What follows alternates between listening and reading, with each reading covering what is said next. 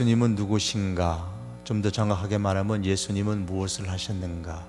지난 시간에 왕으로서, 선지자로서, 대제사장으로서 예수님께서 행하신 사역에 대해서 말씀을 드렸습니다.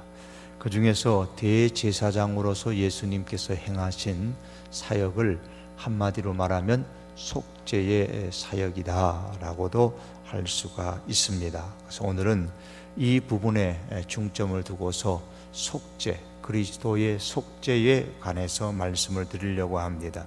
그리스도의 속죄라 그러면 예수 그리스도의 십자가, 그리고 예수님의 죽으심과 관련된 내용이죠. 신약 성경에 예수님에 관한 일생을 기록하고 있는 사복음서 중에서 마태, 마가, 누가, 요한 그 복음서의 각 복음서마다 예수님의 죽으심에 관해서 할애하고 있는 것이 거의 3분의 1입니다. 마태복음에도 3분의 1, 누가복음에는 거의 4분의 조금 적어서 4분의 1 정도, 마가복음이나 요한복음에는 3분의 1이 넘습니다. 그 전체적으로 보면 사복음서의 약 한 3분의 1이 예수님의 죽음에 관한 기록을 하고 있습니다. 특별히 이렇게 많은 지면을 할애해서 예수님의 죽음과 관련된 말씀을 기록하고 있다는 것은 그만큼 중요한 의미가 있기 때문입니다. 바울이 고백하기를 십자가, 즉 예수님의 이 죽으심은 유대인들에게는 어떤 것입니까? 유대인들에게는 꺼리끼는 것입니다. 그리고 헬라인들에게는 미련한 것으로 인식되어졌습니다. 그럼에도 불구하고 복음서의 저자들은 예수님의 죽으심, 십자가를 감추려 하지 않고 당당하게 기록하고 있는 것을 볼 수가 있습니다. 왜 성경은 예수님의 죽으심에 대해서 이토록 많이 그리고 당당하게 기록하고 있는 것일까요? 예수님의 죽으심의 의미가 뭘까? 그 속죄의 의미가 뭘까를 우리가 살펴보려고 하는 겁니다. 예수님께서 왜 죽으셨느냐? 예수님의 죽으심은 우리를 구원하기 위한 거다.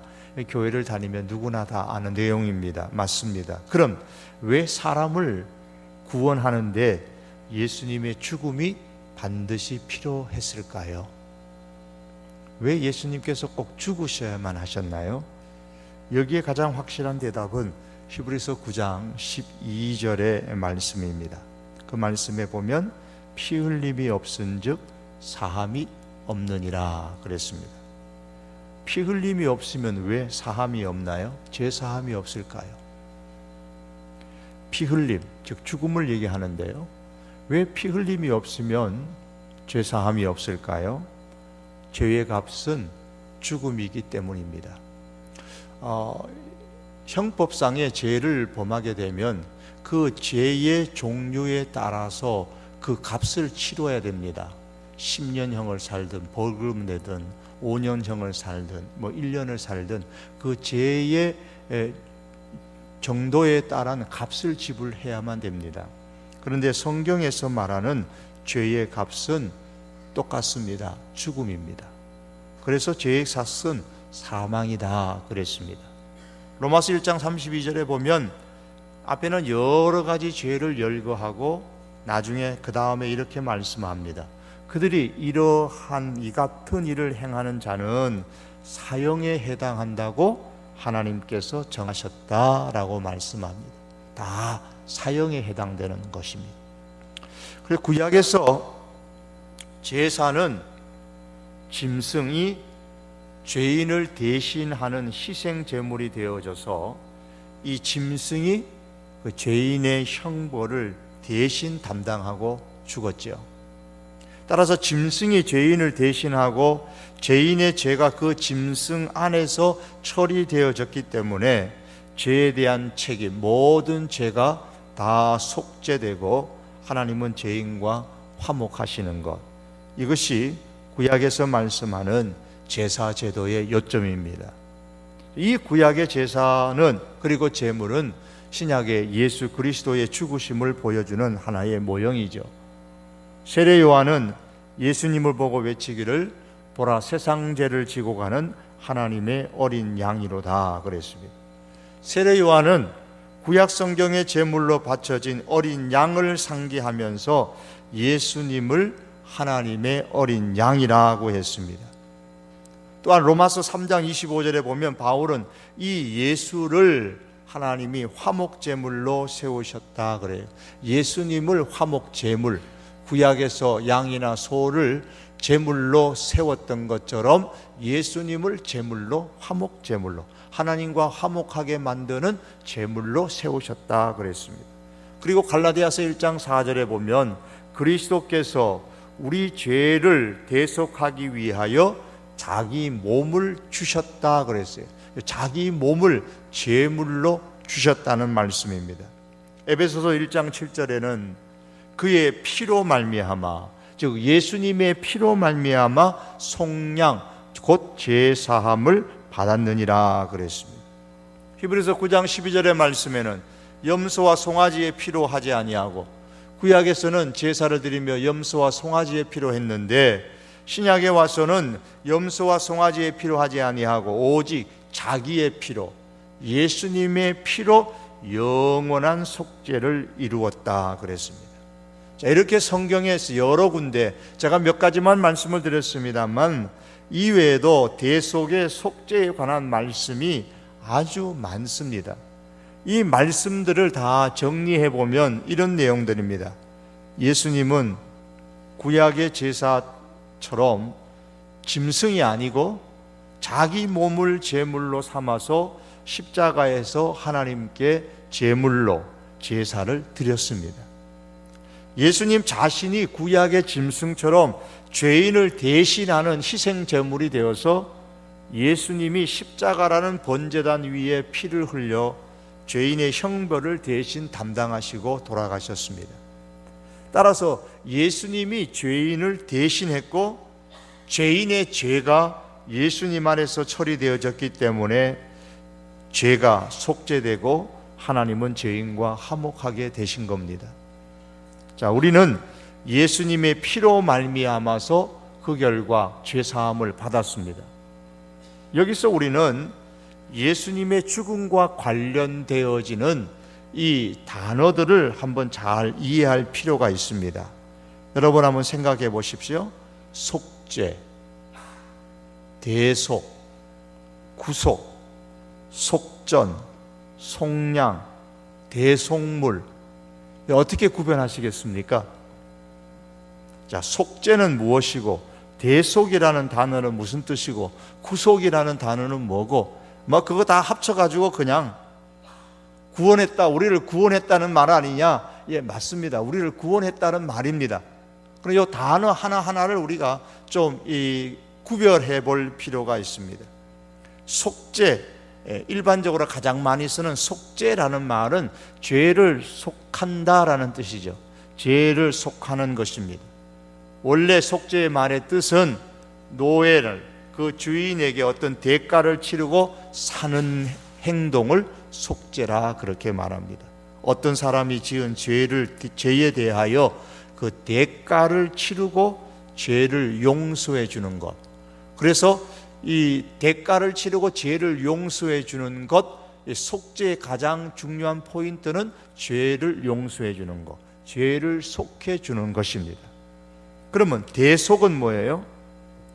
죄를 속해 주는데 대신, 죄를 대신 속해 주는 겁니다. 죄를 용서해 주는데 내가 죄인인데 다른 사람이 내 대신 그 죄값을 갚아서 용서해 주는 거, 대속입니다. 대속. 구속일은 뭐냐? 값을 지불하는 거예요. 죄를 용서하려면 값을 지불해야 됩니다. 그 값을 지불하는 행동을, 값을 지불하는 것을 구속이다 혹은 속량이다 그렇게 말합니다. 속량, 돈을 주고 샀다, 몸값을 지불하는 것, 몸값을 지불하는 행동, 값을 지불하는 것, 이것이 속량이고 구원이라는 말입니다. 그러면 속전은 무엇입니까? 값을 지불할 때에 그 그 값이 얼마냐는 거죠. 값. 그 값이 바로 속전입니다. 속전. 지불하는 그 값이에요. 이 속전, 몸을 속전으로 드린 거예요. 뭐 반세겔, 한세겔 이렇게 돈으로 드리는 게 아니고 몸을 속전, 값으로 드립니다. 그래서 예수님의 속전, 예수님은 대속물이다 그렇게 말하죠. 대속물. 인자가 온 것은 섬김을 받으려 함이 아니라 도리어 섬기려 하고 자기 목숨을 많은 사람의 대속물로, 즉 자기 목숨을 많은 사람의 속전으로 주려 함이니라. 즉 많은 사람의 죄를 용서해 주려면 값을 지불해야 되는데 그 값을 뭘로 지불했느냐? 자기 몸으로 지불했다는 거예요. 그래서 대속물, 대신 값을 지불했으니 대속물이 되는 것입니다. 디모데전서 2장의 말씀에 보면 하나님은 한 분이시요 또 하나님과 사람 사이의 중보자도 한 분이시니 그 사람이신 그리스도 예수라. 그가 모든 사람을 위하여 자기를 대속물로 주셨으니, 즉 자신을 속전으로 주었다 그 말입니다. 예수님께서 우리를 죄의 속박에서 풀어서 자유롭게 하시기 위하여 자신의 몸을 대속물로, 속전으로 지불하셨습니다. 이때의 대속물을 좀 더 구체적으로 표현하면 피다. 피를 죄의 값으로, 즉 속전으로 주셨습니다. 자신의 몸을 죽임으로써 죽음을 속전으로 주셨습니다. 그래서 성경은 오늘 베드로전서 1장 18절과 19절 본문의 말씀에 너희가 알거니와 그러면서 대속함을 받은 것은 은이나 금같이 없어질 것으로 된 것이 아니요, 은이나 금이나 같은 이런 속전, 값을 금으로 이렇게 준 게 아니고 그리스도의 보배로운 피로 된 것이니라. 예수님의 피를 값으로 그렇게 지불했다라는 말씀이죠. 속전이 지불되어지고 노예는 자유를 얻게 됩니다. 속전이 지불되어지고 우리가 자유함을 얻게 되었습니다. 그래서 바울은 너희는 너희 자신의 것이 아니라 값으로 산 것이 되었으니 그랬습니다. 값으로, 무슨 값이요? 속전으로요. 대속물이라는 속전으로 우리를 사셨어요. A라는 사람에게 속해 있는 노예를 B라는 사람이 돈을 주고 샀으면, 저 속전을 지불했으면 당연히 그 노예는 이제 B라는 사람의 소유가 되는 겁니다. 속전을 지불한 사람의 소유가 되는 겁니다. 이와 같은 이치에서 하나님께서 예수님의 피를 속전으로, 죄의 값으로 지불을 하셨기 때문에 죄인인 내가, 이제 나의 주인은 하나님이다, 그렇게 사도 바울이 고백하고 있는 겁니다. 예수님이 우리의 죄를 대신 담당하신 대리인이 되셨습니다. 여러분, 술에 취하면 운전을 할 수 없죠. 그러면 누구를 부르죠? 대리운전기사를 부릅니다. 대리운전기사. 나는 운전할 수 없으니까 내 대신 운전을 해서 나를 안전하게 차를 태워가지고 내 목적지까지 데려줄 수 있는 사람을 부르죠. 그 대리운전기사입니다. 자, 내가 죄를 지어서 죄의 값을 지불해야 됩니다. 그 지불해야 되는 죄의 값은 뭐예요? 죽음이에요. 내가 죽음으로써 죄의 값을 지불해야 됩니다. 죽기까지 피를 흘려야 됩니다. 그런데 하나님께서 나의 죄를 예수님에게 다 담당시켰습니다. 예수님에게 담당시켰어요.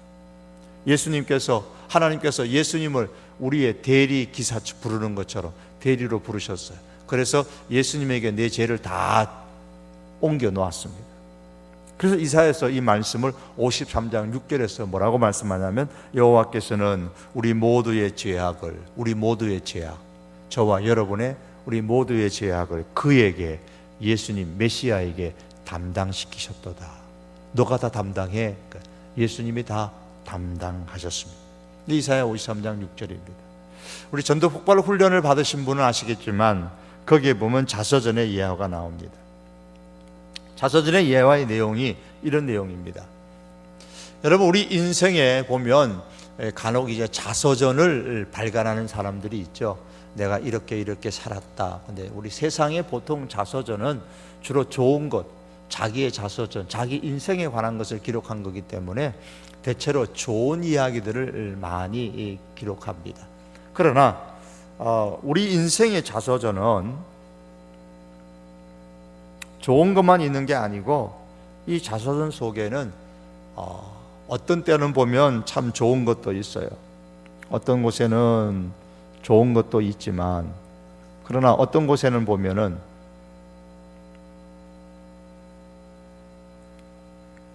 어떤 곳에는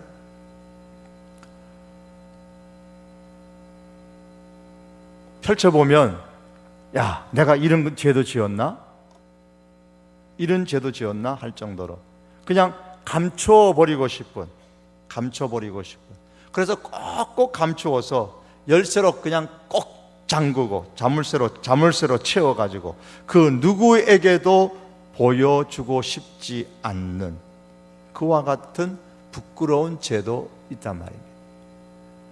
그런데 문제는 우리 인생의 자서전이 하나님 앞에 가면 다 펼쳐진다는 거죠. 아무리 감추어도 소용이 없습니다. 자서전에 기록되어진, 솔직하게 기록되어진 내 인생의 모든 죄, 모든 잘못 다 기록되어져 있는데 이게 이제 하나님 앞에 다 드러나게 된단 말이에요. 그런데 인생의 이 자서전이 문제예요.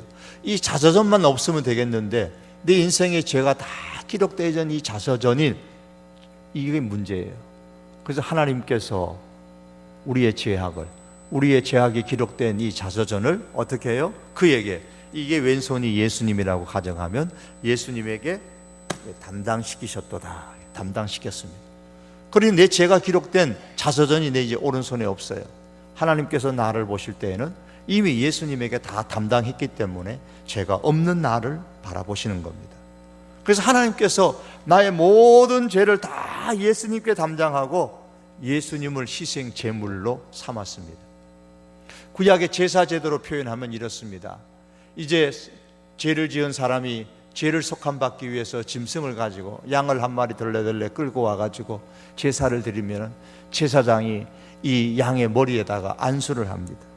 양의 머리에 안수를 하는 것은 무슨 의미냐면 이 사람의 죄가 이 양에게로 다 옮겨졌다라는 뜻이에요.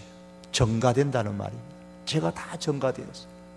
그래서 그 사람의 죄가 양에게로 다 전가되어져서 죄를 다 담당한 그 양이 죽음으로 그 사람의 죄가 용서받는 거예요. 똑같은 원리죠. 하나님께서 예수님에게 나의 모든 죄를 다 전가시켰어요. 다 담당하도록 했어요. 그리고 죄를 전가받은 예수님이 십자가에서 희생 제물이 되셔서 돌아가셨습니다.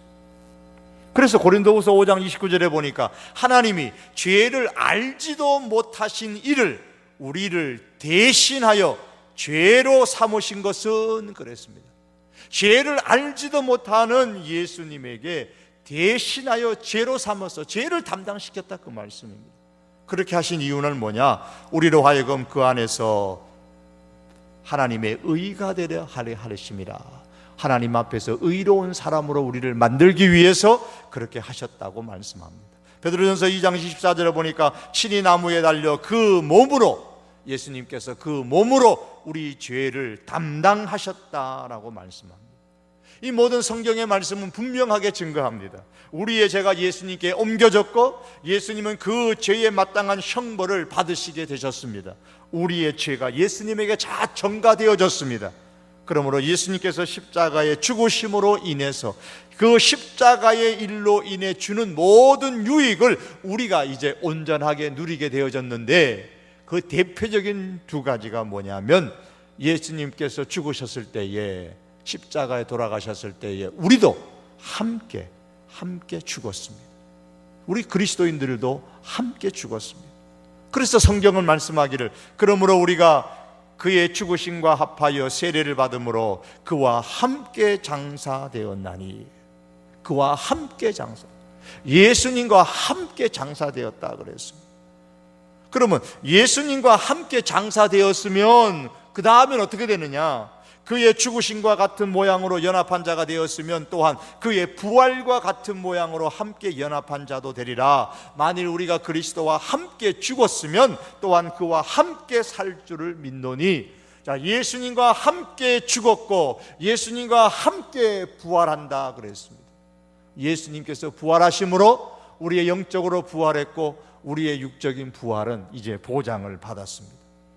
이것이 바울이 가장 많이 사용했던 그리스도 안에서, 예수 그리스도 안에서, 그리스도 예수 안에서 할 때의 안에서라는 말씀입니다.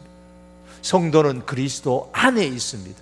그리스도 안에 있다는 말은 예수님과 함께 죽었고 예수님과 함께 부활했다 그 말씀입니다.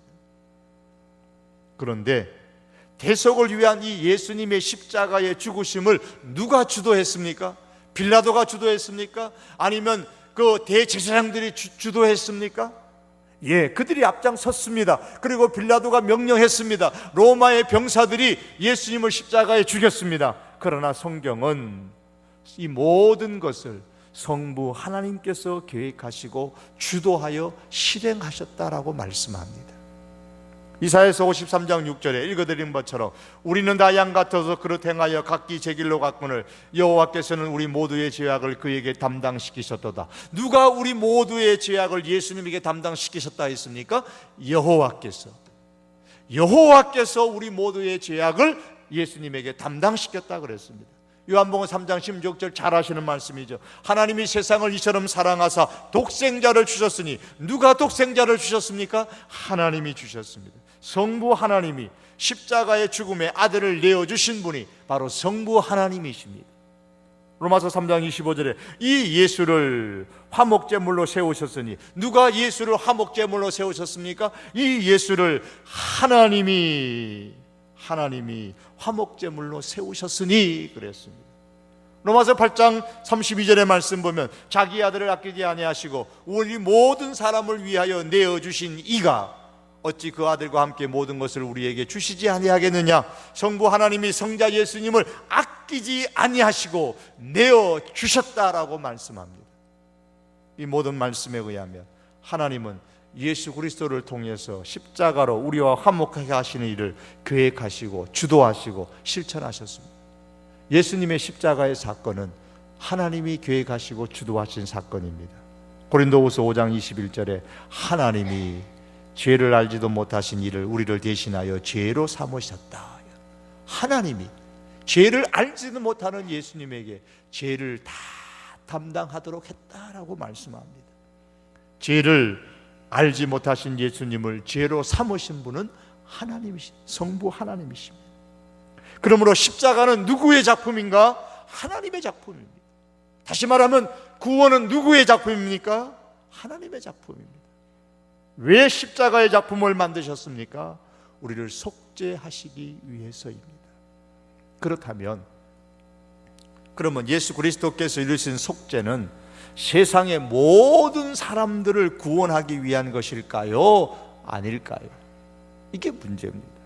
자, 이것 가지고 많은 신학자들이 오랫동안 다투었지만 결론이 나지 않아요.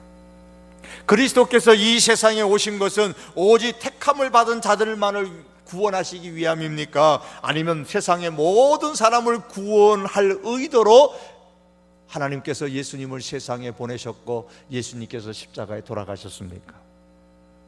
그래서 보편적 속죄라는 말이 나왔어요. 이 보편적 속죄라는 말이 뭐냐면 예수님께서는 십자가에 돌아가셨는데 왜 돌아가셨느냐? 세상의 모든 사람들을 구원하시기 위해서 예수님이 십자가에 돌아가셨다. 그렇게 말하는 것이 보편적 속죄입니다. 보라, 세상 죄를 지고 가는 하나님의 어린 양이로다. 예수님이 세상 죄를 졌다는, 세상 죄를 지고 갔다 그랬습니다. 하나님이 세상을 이처럼 사랑하셨어요. 하나님이 이 세상을 사랑하셨다는 것. 하나님의 떡은 하늘에서 내려 세상에게 생명을 주는 것이니라. 나의 줄 떡은 곧 세상의 생명을 위한 내 살이로다. 세상의 생명을 주고 세상의 생명을 위한 살이라고 하셨습니다. 고린도후서 5장 19절에 보면 이는 하나님께서 그리스도 안에서 계시사 세상을 자기와 화목하게 하시며, 세상을 자기와 화목하게 하신다 그랬어요. 저는 우리 죄를 위한 화목 제물이니 우리만 위할 뿐 아니요 온 세상의 죄를 위하심이라. 온 세상의 죄를 위하심이라. 요한일서 2장 2절의 말씀입니다. 아담 안에서 모든 사람이 죽은 것 같이 그리스도 안에서 모든 사람이 그리스도 안에서 모든 사람이 삶을 얻으리라. 주의 약속은 오직 너희를 대하여 오래 참으사 아무도 멸망치 않고 다 회개하기에 이르기를 원하시느니라.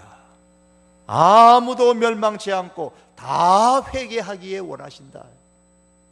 모든 사람에게 구원을 주시는 하나님의 은혜다.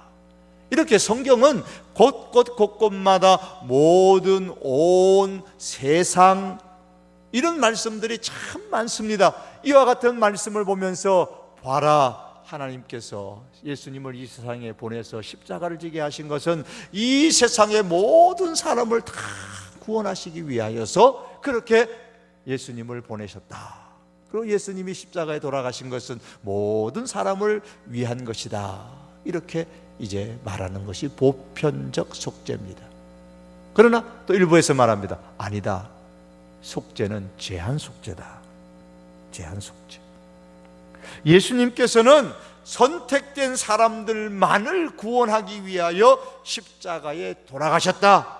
예수 그리스도의 십자가의 속죄의 혜택은 세상의 모든 사람이 아니라 선택된 사람들만을 위한 것이다 그랬습니다. 그럼 어느 게 맞는 거예요? 우리 개혁주의 입장에서는 결론적으로 먼저 말씀하면 제한 속죄입니다. 세상의 모든 사람들을 위한 속죄가 아니고 선택된 사람들을 위한 속죄입니다. 자, 왜 그런가를 또한 성경에서 보겠습니다. 그리스도께서 세상을 위해 죽으셨다라는 말에서 이 세상은 온 인류의 한 사람 개개인들로 보편적 속죄에서는 해석을 하지만 사실은 그렇지는 않습니다. 왜냐하면 성경에서 말할 때에 세상이라고 말할 때는 항상 그 전제가 있어요. 그게 뭐냐면 유대주의를 탈피하는 겁니다. 이 유대인들은 항상 뭐라고 얘기하냐면 구원은 누구에게 있어요? 우리에게 있다 그래요. 우리에게만, 우리 유대인들만 구원받은 백성이라 그래요. 그래서 이 예수 그리스도의 이 구원은, 십자가의 구원은 너희 유대인들만을 위한 게 아니고 유대주의를 탈피해서 모든 이방인들에게도 복음의 빛이 비추어서 구원의 축복을 누릴 수 있게 되었다. 그런 의미에서 세상이라는 단어를 쓰는 겁니다. 그래서 성경에서 세상이라는 말은 예수님의 구원의 혜택이 유대 민족을 넘어선 보다 넓은 범위를 나타내기 위해서 사용하는 단어가 바로 세상이라는 단어입니다. 유대인만의 복음이 아니라는 거예요. 유대인들만의 구원이 아니라는 겁니다. 이 세상의 사람들을 위한 복음이요 구원이라는 겁니다. 유대인들만이 아니라 유대인들을 넘어선 이 세상의 사람들을 위한 복음이요 구원이다. 그런 의미에서 세상이라는 단어를 쓰는 겁니다. 성경에서 말하는 세상이라는 것은 다양한 의미를 갖고 있습니다. 하나님의 떡은 하늘에서 내려 세상에게 생명을 주는 것이니, 보편적 속죄를 주장할 때는 세상에게 생명을 주는 것이니 세상의 생명을 위한 내 살이로다 라고 하셨던 이 말씀에서 세상이라는 말을 세상에 있는 각 한 사람 한 사람 모두 다 이렇게 보편적 속죄에서는 해석을 합니다. 만일에 그렇게 해석을 한다면 예수님이 말씀하신 이 세상이 온 인류의 한 사람 한 사람 개개인을 다 의미하는 것이라면 예수님께서 실제로 이 땅의 모든 개개의 사람들에게 생명을 주신다는 말씀이겠죠. 만민을 구원하신다라는 결론에 도달하게 됩니다. 그러나 어떻습니까? 실제로 우리 주변에 구원받지 못하고 예수님을 믿지 않고 죽는 사람들이 얼마나 많습니까? 예수님께서 십자가에 돌아가신 것은 세상에 있는 모든 한 사람 한 사람, 세상의 모든 사람을 구원하기 위하여 십자가에 돌아가신 것이라고 했는데, 그러면 예수님을 믿지 않고 돌아가신 분들은 어떻게 된 거예요? 실제로 예수님을 믿지 않고 돌아가신 분들이 많이 계시잖아요. 또한 세상의 모든 사람이 구원을 받는다고 하면, 이 말씀의 문맥에 의하면 이스라엘 사람들은 명백히 제외되고 있는데, 이건 어떻게 설명할 거예요? 지금 예수님께서 지금 말씀하시는 것, 하나님의 떡은 하늘에서 내려 세상에게 생명을 주는 것이니 나의 줄 떡은 곧 세상의 생명을 위한 내 살이로다 라고 말씀하시는 그 예수님의 그 말씀의 그 배경 속에는 지금 유대인들을 지금 제외하고 있단 말이에요. 그래서 예수님 말씀하시는 그 세상이라는 것은 유대인들을 염두에 두고 너희들은 너희들만을 위한 복음이요, 너희들만을 위한 하나님이고 구원이라고 말하는데, 그게 아니고 너희들을 넘어서서 세상에 있는 사람들을 위한 구원을 지금 예수님께서 말씀하시는 겁니다. 그래서 여기서 세상이라는 말씀이 한 민족을 넘어선 세계로 그 길이 확장되어져 세상에 예수 그리스도의 구원이 적용되어진다는 것을 의미하는 겁니다. 너희는 온 천하에 다니며 만민에게 복음을 전파하라. 믿고 세례를 받는 사람은 구원을 얻을 것이요 믿지 않는 사람은 정죄를 받으리라. 마가복음 16장 15절과 16절 말씀입니다. 세상에 있는 개개인 한 사람 한 사람이 다 구원받는 것이 아니라 믿지 않는 사람은 정죄를 받는다고 했습니다. 그리고 성경에서 말할 때 이 모든 사람이라는 것은 이 땅에 있는 전 인류를 총망라한 것이라고 보편 속죄를 주장하는 사람들은 많아지만, 사실은 또한 그렇지 않습니다. 아담 안에서 모든 사람이 죽은 것 같이 그리스도 안에서 모든 사람이 삶을 얻으리라. 이 말씀에서 그리스도 안에서 모든 사람이다라는 이 말씀은, 여기서 모든이라는 말은 세상의 모든 사람을 의미하는 말씀이 아니고 그리스도 안에 있는 모든 사람을 의미하는 겁니다. 즉 예수 그리스도를 믿는 모든 사람을 의미하는 거예요. 만약에 세상에 있는 모든 사람들을 예수님께서 위하여서 십자가에 돌아가셔서 모든 사람이 구원을 받는 데 유예가 없다면, 예수님께서 말씀하신 지옥이라는 것에 있을 필요가 무슨 필요가 있겠어요? 세상의 모든 사람이 다 구원을 받는데 무엇 때문에 예수님께서 지옥이라는 단어를 쓰시고 지옥에 간다고 말씀하셨을까요? 또 디도서 2장 11절에 말씀하는 모든 사람에게 구원을 주시는 하나님의 은혜다라는 이 말씀에 모든 사람이라는 것은 그 앞에 말씀의 문맥에 보면 종과 주인의 계층을 나타내는 거예요. 그래서 모든 사람 개개인을 말하는 것이 아니라 모든 계층, 계층의 이 계층에 있는 사람, 저 계층에 있는 사람, 저 계층에 있는 사람, 모든 계층에 있는 사람들을 다 의미하는 겁니다. 즉 하나님의 은혜는 종들에게도 임하고 주인에게도 임하고 기업가에게도 임하고 사원들에게도 임하고 부자들에게도 임하고 가난한 사람들에게도 임하고 배운 사람들에게도 임하고 배우지 못한 사람들에게도 임하고 구분하지 않고 모든 사람에게 임한다, 그 말씀입니다. 그런 의미에서 모든이라는 단어를 씁니다.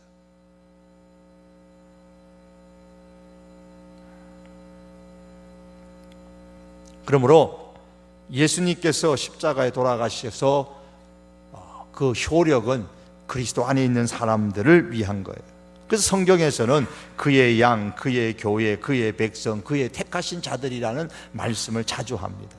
예수님께서 겟세마네 동산에서 기도하실 때 이렇게 하셨습니다. 내가 비옵는 것은 세상을 위함이 아니요 내게 주신 자들을 위함이니이다. 하나님께서 내게 주신 자들을 위하여서 내가 기도합니다. 그렇게 말씀합니다. 그리고 바울이 복음을 전파할 때에 주님께서 환상 가운데 바울에게 이렇게 말씀합니다. 내가 너와 함께 있음에 아무 사람도 너를 대적하여 해롭게 할 자가 없으니 이는 이 성중에 내 백성이 많음이라. 예수님께서 고린도 교회를 보면서 이 성중에 내 백성이 많다 그랬어요. 이 고린도 도시에 있는 이 백성들이 다 내 백성이라고 말씀하지 않고 이 성에 내 백성이 많다 그랬어요. 사도행전 13장 48절에 보면 바울이 비시디에 안디옥에 복음을 전할 때에 이방인들이 듣고 기뻐하여 하나님의 말씀을 찬송하며 영생을 주시기로 작정된 자는 다 믿더라. 영생을 주시기로 작정된 사람들이 다 믿었다, 그렇게 말씀합니다. 그러므로 그리스도께서 세상의 만민들을 위해서 십자가에 피 흘려 죽으셨지만 사람들이 예수님을 믿지 아니하면 실제로 예수님의 속죄의 은총을 받지 못한다, 이렇게 주장하게 되면요, 문제가 심각해져요. 어떤 문제가 생기느냐 하면, 예수님께서 세상의 모든 사람들을 위해서 다 돌아가셨는데 사람이 안 믿으니까 구원을 못 받는 거다. 이제 보편적 속죄에서는 또 그렇게 얘기합니다. 그러면 결국은 구원은 누구에 의해서 주어지는 거예요? 하나님은 세상의 모든 사람을 다 구원하시려고 예수님을 보내가지고 예수님을 십자가에 돌아가게 하셔서 세상 모든 사람을 구원하려고 준비를 다 해놓았는데 왜 구원받지 못한 사람이 생기느냐? 어떤 사람이 이렇게 하는 거예요. 그건 자기가 안 믿으니까 구원받지 못하는 거지. 이게 굉장히 심각한 말이에요. 자기가 안 믿으니까 구원받지 못하는 거지. 하나님은 다 구원해 주려고 준비를 해놓았는데, 예수님은 다 구원해 주시려고 십자가에 돌아가셨는데 자기가 안 믿으니까 구원 못 받은 거지. 그러면 결국 구원은 누구의 의지로 받는 거예요? 누구의 결단으로 받는 거예요? 그 말에 의하면 인간의 의지와 인간의 결단으로 받는 거예요. 아무리 하나님께서 나를 구원하시려고 해도, 예수님께서 나를 구원하시기 위해서 십자가에 돌아가셨어도, 피 흘려셔도 내가 안 믿으면 구원 못 받지.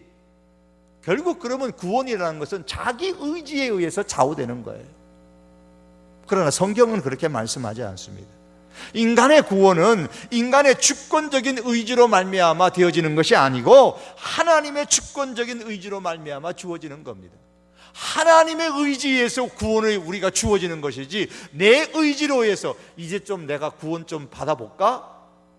그래서 구원받는 게 아니라는 겁니다. 그래서 성경은 로마서 9장 16절에서 구원은 원하는 자로 말미암음도 아니요 다른 박질하는 자로 말미암음도 아니요 오직 긍휼히 여기시는 하나님으로 말미암음이니라. 구원은 하나님으로 말미암는 거지 내가 원한다고 해서 주어지는 것이 아니라고 했습니다. 세상에 믿지 않고 죽는 사람이 있는데, 만일에 예수님께서 십자가에 피 흘려 죽으심이 만민을 위한 것이라면 예수님의 피 흘리심 중에서 헛된 피 흘림이 있다는 말입니까? 결코 있을 수가 없습니다. 말씀을 맺겠습니다. 마태복음 22장 14절에 청함을 받은 자는 많되 택함을 입은 자는 적으니라 그랬습니다. 너희가 내 양이 아니므로 믿지 아니하는도다. 내 양은 내 음성을 들으며 나는 저희를 알며 저희는 나를 따르느니라. 하나님께서 선택하신 그 사람들을 위하여 예수님께서 십자가에 돌아가셨고, 그 하나님의 양, 하나님의 백성이 예수 그리스도를 믿습니다. 그런데 그가 누구인지를 우리가 몰라요. 하나님께서 선택하신 그 사람을 이제 하나님께서 부르시는데 그가 누구인지를 몰라요. 우리는 몰라요. 그래서 하나님께서 우리를 사용하여 전도라는 것을 사용해서 하나님께서 이미 선택하신 그 사람들을 한 사람 한 사람 다 불러주시는 겁니다. 우리가 그렇게 인간을 구원하는데 하나님께서 우리를 사용하셔서 전도를 통하여서 하나님의 구원 백성을 구원의 실제적인 영역 속으로 들어가도록 만드시는 겁니다. 정리를 하면서 사랑하는 성도 여러분 이 한마디만 하고 마치겠습니다. 시간이 많이 가서 마치겠습니다. 값진 것은 함부로 하지 않습니다. 보석이라도 가짜는요 함부로 합니다. 금고에 안 넣어둬요. 그죠? 진짜만, 진짜 다이아몬드만, 진짜 값진 것만 고이고이 간직합니다. 여러분, 예수님께서 십자가에 돌아가신 이것은 값진 은혜입니다. 자기의 몸을 들여서 피를 다 흘려서 우리에게 베풀어 주신 하나님의 놀라운 값진 은혜입니다. 보네포의 말처럼 이 하나님의 값진 은혜를 우리가 공짜로 받았는데, 공짜로 받았다고 해서 공짜가 아니에요. 예수님께서 값을 다 지불하시고, 너무나도 엄청난 값을 지불하시고 우리에게 이 구원의 은혜를 주셨습니다. 그러므로 이 은혜를 우리가 정말 소중하게 여기고 귀하게 여기면서 주님을 섬길 수 있는 하나님의 사람들 될 수 있기를 주의 이름으로 축복합니다. 기도하시겠습니다. 하나님 아버지, 값진 피로 속전하셔서 값을 지불하시고 우리를 구원하여 주셨으니 감사합니다. 하나님의 놀라운 값진 은혜를 값싼 은혜로 만들지 않게 하시고 소중하게 여기며 귀하게 여기며 이 믿음 붙잡고 승리하는 우리 모든 믿음의 식구들 되게 하여 주옵소서. 예수님의 이름으로 기도하옵나이다. 아멘.